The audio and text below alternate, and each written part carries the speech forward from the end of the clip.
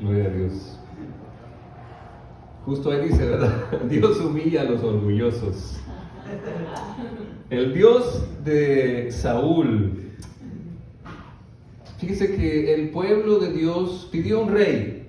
¿Por qué? Porque quería ser como los demás, quería ser ordinario, pero sobre todo, pues quería hacer lo que bien le venía en gana, o sea, ser idólatra. No quería ser el pueblo santo de Dios. Todos lo veían a Dios como una carga, no entendían a Dios, pensaban que solo los estaba maltratando, quitándoles cosas. Y a veces así pasa con nosotros, ¿no? Con la autoridad que a veces está sobre nosotros, sean nuestros padres si somos menores, o nuestros jefes si somos empleados, el gobierno, no sé. A veces esas autoridades que están sobre nosotros hacen cosas que no nos gusta, que no entendemos, y preferimos hacer las cosas como nosotros nos gusta, como nosotros pensamos que es mejor. Y yo quiero que vea esta historia, la historia de Saúl, porque aquí tenemos mucho que aprender del ejemplo de Saúl, y de quién es el Dios de Saúl, el Dios de la Biblia. Hemos estado recorriendo desde Adán, el Dios de Noé, el Dios de Abraham, el Dios de Isaac, el Dios de Jacob, el Dios de José, el Dios de Moisés, y ahora el Dios de Saúl. Después del Dios de Samuel, Samuel era el profeta en ese tiempo, en un tiempo difícil donde cada quien hacía lo que bien le parecía. Y entonces pidieron ese rey. Saúl fue el primer Dios de Israel. Tuvo un brillante ascenso. Él venía de la tribu más pequeña y él se presentaba como de la familia más insignificante, así decía Saúl. Pero ahorita vamos a ver. Y pasó a ser el primer rey de Israel. Era alto. La Biblia dice 2 veces que todos le llegaban al hombro, así como Edison, pero más grande. Grande estaba el Saúl y guapetón, como todos aquí, como todos dije. Buen mozo, un joven con belleza, atractivo, ¿se imagina? Pero usted cree que eso impresiona a Dios. Hay que tener cuidado con las capacidades que tenemos. No creamos que estamos por encima de los demás, aunque nos lleguen al hombro, y mucho menos que estamos por encima de Dios y sabemos mejor que Dios. Para impresionar a Dios, si usted quiere impresionar a Dios, obedézcalo. Eso sí que sería refrescante. Y la historia de Saúl parece empezar con algo irrelevante, algo random, como dirían los chavos hoy en día, algo random. ¿Qué pasó? Que se escaparon 2 burras, 2 mulas.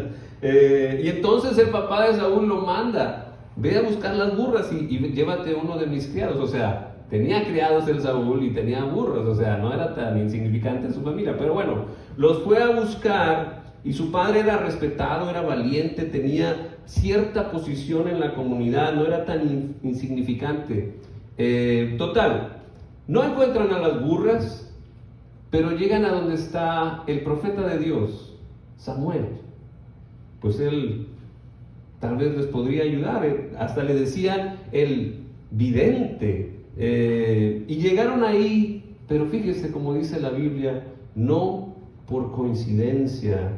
Ahí en el versículo 15 al 17 del 9º capítulo del primer libro de Samuel. Un día antes que Saúl llegara, el Señor le había hecho esta revelación a Samuel. Mañana a esta hora te voy a enviar un hombre de la tierra de Benjamín. Lo ungirás como gobernante de mi pueblo Israel para que lo libre del poder de los filisteos. Me he compadecido de mi pueblo, pues sus gritos de angustia han llegado hasta mí. Cuando Samuel vio a Saúl, el Señor le dijo: ahí tienes al hombre de quien te hablé. Él gobernará a mi pueblo. ¿Cómo la ven? Eso no fue el mismo día, fue un día antes que le dijo: mañana va a llegar un hombre. Solo Dios tiene ese poder. Dios tiene ese poder. Dios puede hacer ese tipo de profecías y que salgan al pie de la letra. Y ahorita le voy a dar otro ejemplo. Por eso cuando Dios le revelaba algo a Samuel y Samuel lo decía, pues la gente dice, pues este es vidente, este sabe el futuro. Pero era Dios, el poder de Dios. Samuel era el profeta, era el vocero de Dios. Él recibe las órdenes de Dios de ungir a Saúl como rey. Imagínense a Saúl, de ir a buscar unas burras, regresa a su casa, ungido como rey. ¿Y cómo se unge a un rey? No se preocupe, aquí está el primer versículo del capítulo 10. Samuel tomó un frasco de aceite y lo derramó sobre la cabeza de Saúl, pero luego lo besó y le dijo: es el Señor quien te ha ungido para que gobierne su pueblo. Estaba solo. Hoy mismo, cuando te alejes de mí, llega a Celsa, al territorio de Benjamín. Ponga atención. Cerca de la tumba de Raquel verás a 2 hombres. Ellos te dirán: ya encontramos las burras que andabas buscando. Pero tu padre ya no piensa en las burras, sino que ahora está preocupado por ustedes y se pregunta: ¿qué puedo hacer para encontrar a mi hijo? Más adelante, cuando llegues a la encina de Tabor, te encontrarás con 3 hombres que se dirigen a Betel para adorar a Dios. Uno de ellos lleva 3 cabritos, otro 3 panes y el otro un odre de vino. Después de saludarte, te entregarán 2 panes. Acéptalos. De ahí llegarás a Gibea de Dios, donde hay una guarnición filistea. Al entrar en la ciudad te encontrarás con un grupo de profetas que bajaban del santuario en el cerro. Vendrán profetizando, precedidos por músicos que tocan liras, panderetas, flautas y arpas. Entonces el Espíritu del Señor vendrá sobre ti con poder, y tú profetizarás con ellos y serás una nueva persona. Cuando se cumplan estas señales que has recibido, podrás hacer todo lo que esté a tu alcance, pues Dios estará contigo. Baja luego al Gilgal antes que yo. Allí me reuniré contigo para ofrecer holocaustos y sacrificios de comunión. Y cuando llegue te diré lo que tienes que hacer, pero tú debes esperarme 7 días. ¿Aprendió las instrucciones? Le voy a preguntar esto a los hombres, porque dice que a veces nos tienen que repetir las cosas. A veces. ¿Para qué ungió Dios a Saúl? Para gobernarlo. Cuando llegue a dónde, había tres paradas. Cuando llegue a dónde, a Celsa, ahí donde está la tumba de Raquel. Ahí vas a encontrar ¿cuántos hombres? 2. ¿Y te van a decir qué? No. Ya encontraron las burras. Y luego más adelante vas a encontrar ¿a cuántos? Ajá. ¿Y qué traían? Pan, vino y... ¿Cuántos? 3 panes, ¿verdad? 3 corderos y un odre de vino. Y nada más le dieron ¿cuántos panes? 2. ¿Verdad? ¿Y qué tenía que hacer él? Aceptarlos. Ahí está, vamos bien. ¿Y luego de ahí a dónde iba? A Gibea de Dios. ¿Y allí qué había? Una guarnición de... que bajaban del... No, una guarnición filistea del enemigo. Y al entrar a la ciudad vas a ver que va a bajar un grupo de profetas. ¿Y quién más va a venir con los profetas? Los que cantan... Los músicos, ¿verdad? Que cantan con lira, con... y todo eso, ¿no? Vienen ahí del santuario de Israel. Y van a... ¿Qué vienen haciendo los profetas? Profetizando. ¿Y qué va a pasar algo? Va a pasar algo importante ahí. ¿Qué iba a pasar? El Espíritu vendrá. El Espíritu iba a venir sobre sobre Saúl. Y él iba a profetizar también. Y cuando eso pasara, ¿qué iba a pasar con Saúl? Iba a ser una nueva persona. Y podrás hacer todo, dices Dios, porque Dios está contigo. Y después de ahí, ¿qué tiene que hacer? ¿A dónde tenía que ir? A Gilgal, de esperar a hacer los sacrificios, ¿verdad? Con Samuel, esperar 7 días y ahí le iban a decir lo que iba a hacer. ¿Cómo vieron las instrucciones? Detalladas, y todo eso pasó tal como lo predijo Dios. Al pie de la letra, todas las señales se cumplieron. Dios, les digo, que tiene ese poder para hacer ese tipo de profecías. Podemos confiar en sus promesas. Amén. Dios es asombroso, Dios es poderoso. No por nada les digo que le decían a Samuel el vidente. Todo pasó. Así que Saúl recibió al Espíritu Santo. Dios estaba con él. Y Dios estaba en control de toda esta situación. Algo que a mí me llama la atención del pasaje es que Dios escoge a Saúl por gracia, no porque fuera él especial, igual como escogió al pueblo de Israel. No lo escogió por especial, solo porque los amó. El Señor los amó y los eligió, no porque fueran el pueblo más numeroso, sino porque el Señor los amó. Y después de que pasó esto, Samuel convocó a todo el pueblo de Israel y les dijo: así dice el Señor, el Dios de Israel: yo saqué a Israel de Egipto, yo los libré a ustedes del poder de los egipcios y de todos los reinos que los oprimían. Ahora, sin embargo, ustedes han rechazado a su Dios, quien los libra de todas las calamidades y aflicciones. Han dicho: no, danos un rey que nos gobierne. Por tanto, preséntense ahora ante el Señor por tribus y por familias. Y bueno, en ese mensaje se nota el dolor de Dios. A Dios le duelen las cosas. Es algo que a mí me llama la atención. Dios es todopoderoso, pero siente: ustedes me rechazaron porque prefieren tener un rey a tener a su Dios como rey. Y ya les había advertido lo que significaba tener un rey. Lo vimos en la semana pasada. Samuel les dijo: mire, el rey le va a hacer esto y esto y esto. Dijeron: no, queremos un rey que vaya al frente de nosotros, alguien que podamos ver. Y decidieron rechazar el reinado directo de Dios, hacer esta teocracia, y lo estaban cambiando por una monarquía controlada por Dios. Entonces Samuel hizo que se acercaran todas las tribus de Israel, y al echar la suerte fue escogida la tribu de Benjamín. Luego mandó que se acercara la tribu de Benjamín, familia por familia, y la suerte cayó sobre la familia de Matri y finalmente sobre Saúl, hijo de Quis. Entonces fueron a buscar a Saúl, pero no lo encontraron. ¿Dónde está Saúl? Volvieron a consultar al Señor y le preguntaron: ¿sí está aquí el Saúl? Y el Señor le respondió: sí, pero se ha escondido en el equipaje. ¿Qué onda? ¿Qué pasó con Saúl? Se cumplieron todas las señales. Ya había sido ungido en secreto, bueno, personalmente por Samuel. Y aún así, Saúl se esconde. En vez de alegrarse por la unción, se esconde. En vez de confiar, duda. Esa inseguridad, esa falta de conexión con el corazón de Dios fue el principio de su caída. Y miren lo que pasó. Yo creo que puso su seguridad en el aplauso de los demás. Fueron corriendo y lo sacaron de allí, y cuando Saúl se puso en medio de la gente, vieron que era tan alto que nadie le llegaba ni al hombro.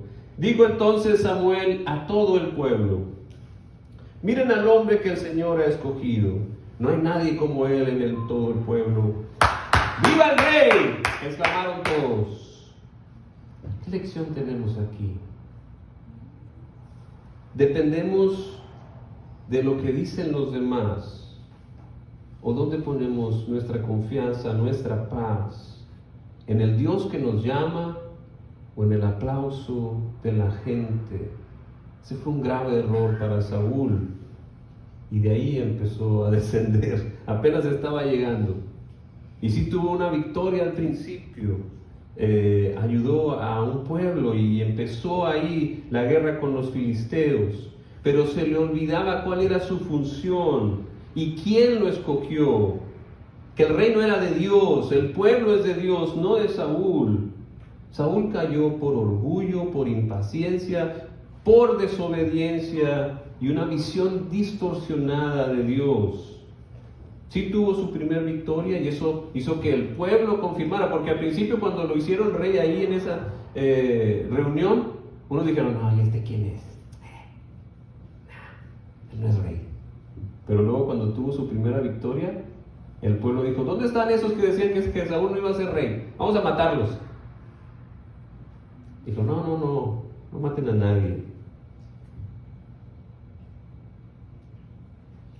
Iba a enfrentar a los filisteos Saúl y le empezó a fallar la fe. Se le olvidó el poder de Dios. Samuel había estado esperando 7 días a que llegara. Saúl había esperado 7 días a que llegara Samuel, pero ya no quiso esperarlo más. ¿Y sabe qué fue lo que hizo? Saúl se había quedado en Gilgal y todo el ejército que lo acompañaba temblaba de miedo.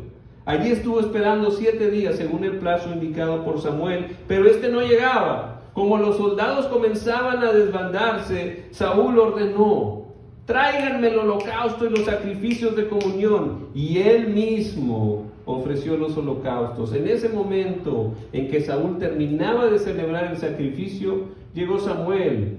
Saúl salió a recibirlo y lo saludó. ¡Yu! Como si nada, Saúl. Y Samuel le pregunta, ¿qué has hecho? Y esta pregunta se repite en la Biblia. ¿Qué hiciste, Caín?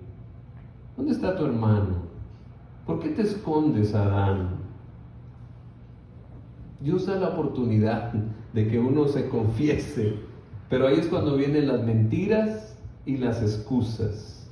Y en el caso de Saúl, respondió, pues como vi que la gente se desbandaba, que tú no llegabas en el plazo indicado y que los filisteos se habían juntado en Micmas, pensé, los filisteos ya están por atacarme en Gilgal y ni siquiera he implorado la ayuda del Señor. Por eso me atreví a ofrecer el holocausto.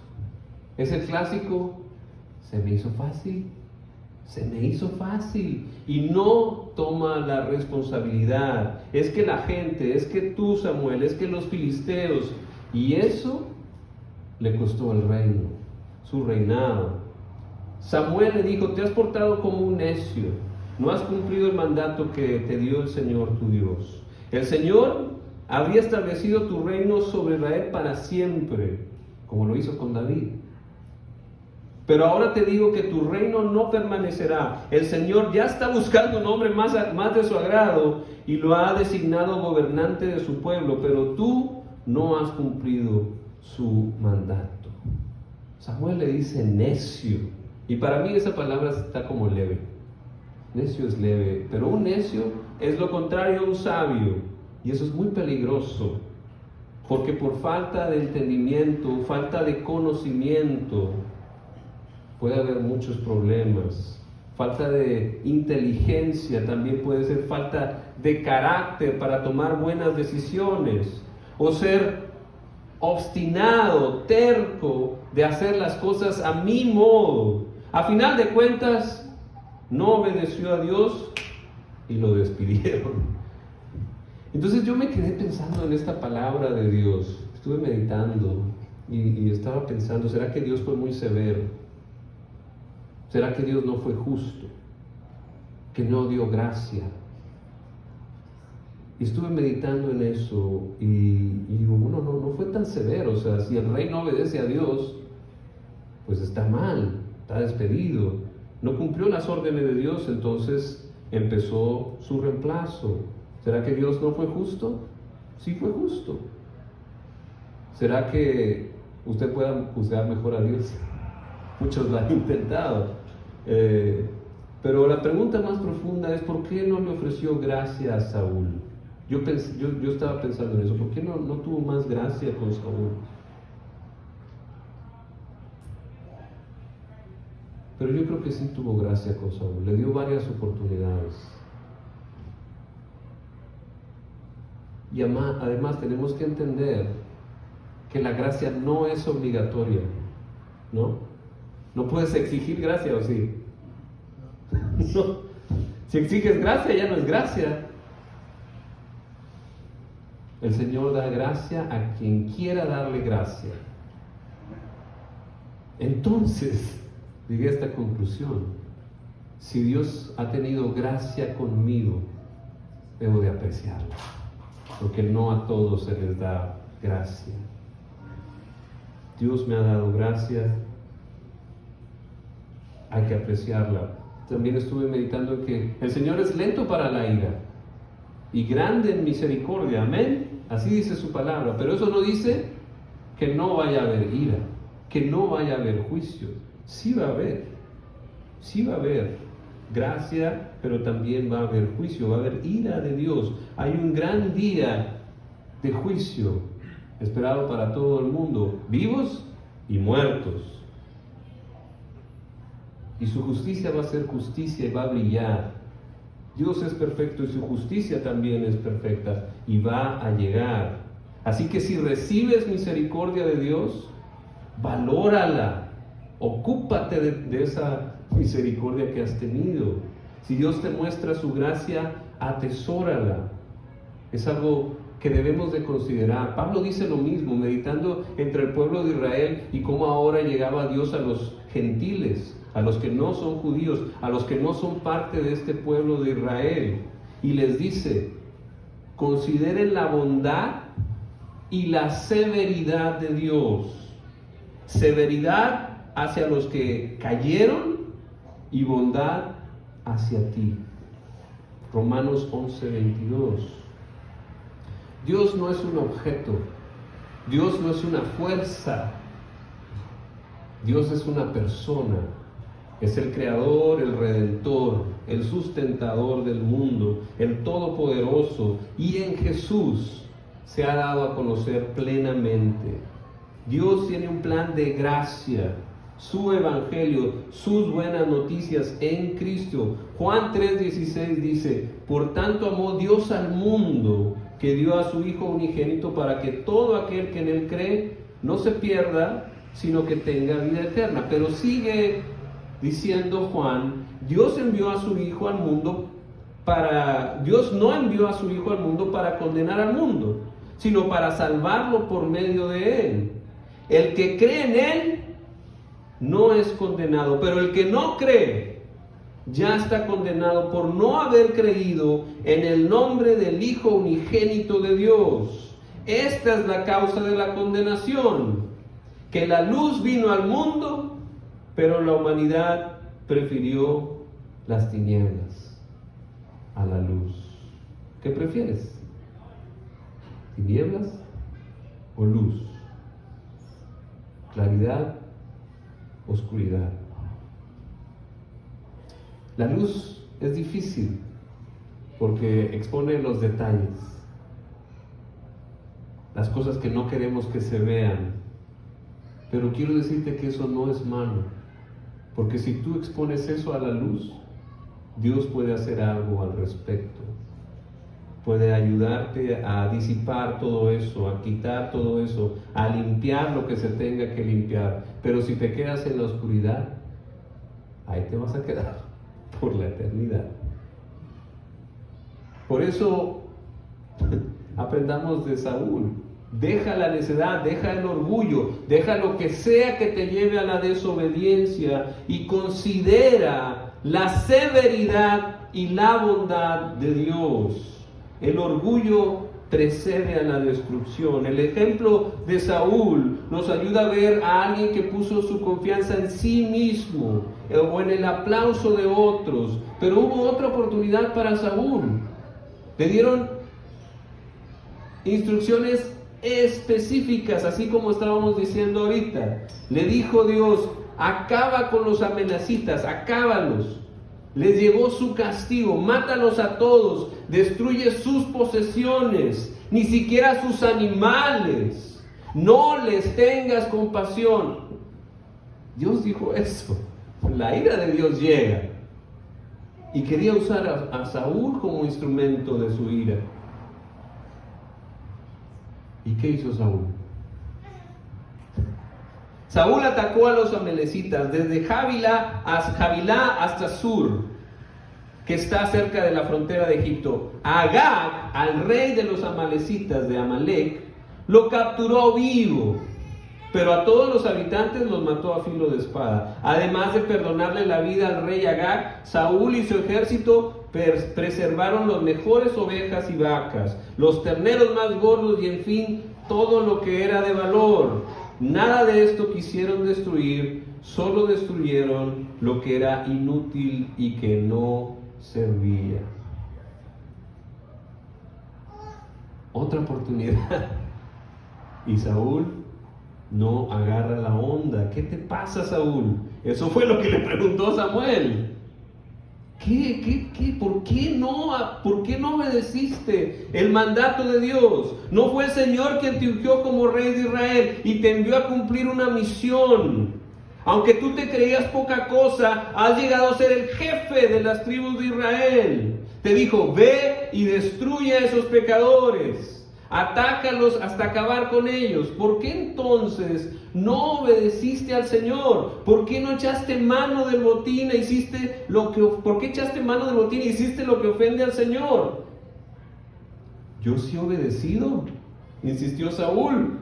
He cumplido la misión que él me encomendó. Traje prisionero a Agag, rey de Amalek, pero destruí a los amalecitas. Y del botín los soldados tomaron ovejas y vacas con el propósito de ofrecerlas en Gilgal al Señor tu Dios. Samuel le respondió, ¿qué le agrada más al Señor? ¿Que le ofrezcan holocaustos, sacrificios o que se obedezca lo que Él dice? El obedecer vale más que el sacrificio y el prestar atención más que la grasa de carneros. La rebeldía es tan grave como la adivinación y la arrogancia como el pecado de la idolatría. Y como tú has rechazado la palabra del Señor, Él te ha rechazado como rey.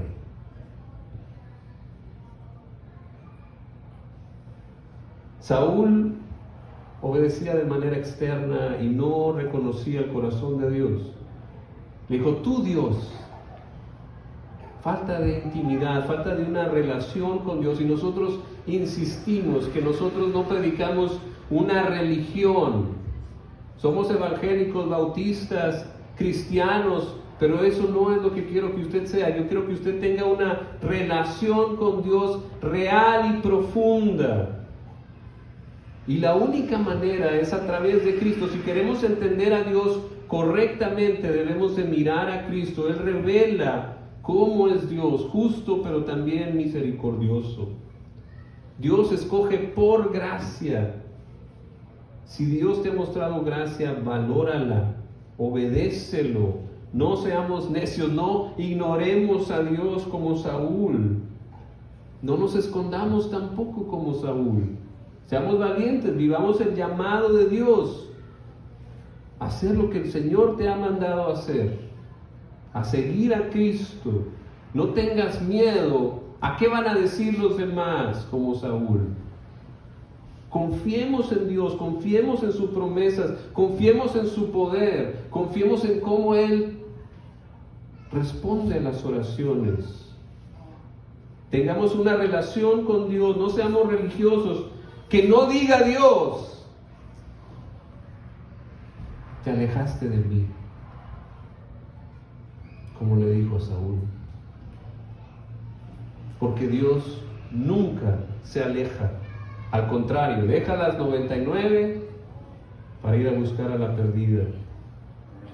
Y es mi oración que te acerques, que tengas una relación con Dios profunda y real. Y si no la tienes, pues hoy es el mejor día de tu vida y de todos nosotros, porque ayer ya pasó, el futuro no es seguro. Hoy es el día de salvación, hoy puedes tener esa relación. Solo tienes que arrepentirte de tus pecados, porque eso nos separa de la gloria de Dios, y creer, poner tu fe en Cristo y hacerlo tu Rey, que Él murió en la cruz por tus pecados y le entrega su vida.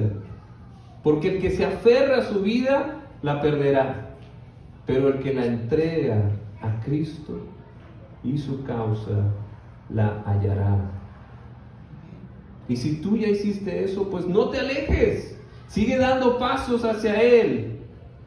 Sigue creciendo espiritualmente. Sigue a Cristo cada vez más cerca. Y vas a ver grandes maravillas. Que Dios el Señor nos ayude, que su Espíritu nos sostenga para estar siempre cerca de Él. Y consideremos la severidad y la bondad de Dios hoy. Porque Dios es lento para la ira, y esa ira sí llega, pero es grande en misericordia. Amén. Amén. Vamos a tener un canto de respuesta. Si usted quiere responder a la palabra de Dios, aceptarla y tomar el reto de seguirla, puede pasar aquí al frente también si quiere tomar una decisión de aceptar a Cristo como su Señor. De ahora en adelante que Él sea su guía, su maestro, su rey, o quiere tomar otra decisión como bautizarse o volver a consagrar su vida a Cristo. Puede pasar aquí al frente. Y mientras también cantamos, podemos prepararnos para tomar la Santa Cena.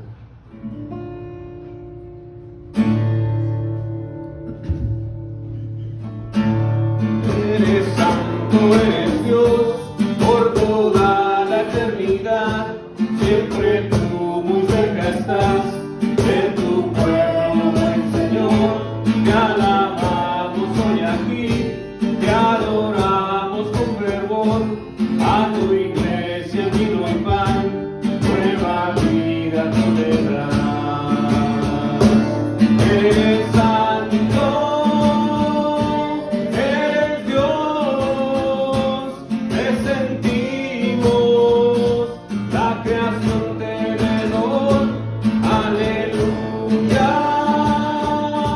aleluya, aleluya, aleluya, Señor.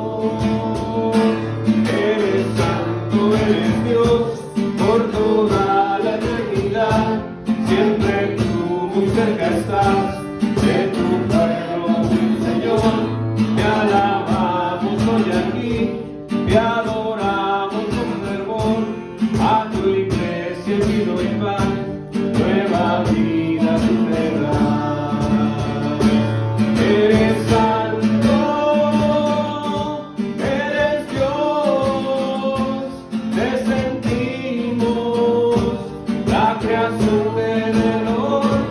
Aleluya, aleluya, aleluya, aleluya, Señor. Amén. Dios les bendiga.